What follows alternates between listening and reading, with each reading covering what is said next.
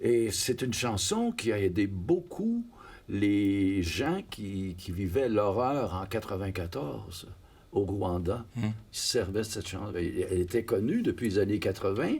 Quand est arrivé le génocide, il y a une femme qui m'a approché et m'a raconté, elle dit, quand j'étais petite, ma famille se faisait assassiner, tuer à coups de machette. Et moi, j'étais caché et je chantais quand on est en amour en boucle dans ma tête. C'est quelque chose quand même. Alors, on est allé au Rwanda l'année dernière. On a été 3 semaines au Rwanda, justement à cause de ça. Puis 30 ans plus tard, c'est un pays qui est magnifique. C'est le pays de la bienveillance, le Rwanda. Ces gens-là ne sont pas tombés dans la vengeance, dans la colère, dans la haine. Les génocidaires,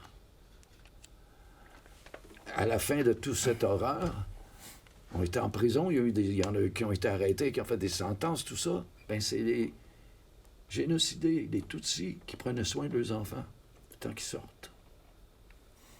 Tu ne verras pas ça souvent de nos jours. Non. Non. C'est ce qui m'a amené là, moi. Ça m'a redonné l'espoir en l'humanité quand j'ai le fait d'aller là. C'est un endroit qui nous a transformés. Fait que si on va au Rwanda, on a juste à fredonner. Quand on est en amour, ils vont chanter avec toi. Oui. Moi, je m'étais donné comme défi de rencontrer une personne qui ne connaît pas la chanson et j'en ai pas trouvé. Ah ouais, hein? Ouais. Il n'y a pas un restaurant où on est allé où ils n'ont pas été sur Spotify pour jouer du Patrick Normand. Oui. Toute la soirée, on entendait du Patrick Normand. Wow! Ne laisse pas passer la chance d'être aimé. Le cœur devient moins doux quand on est en amour.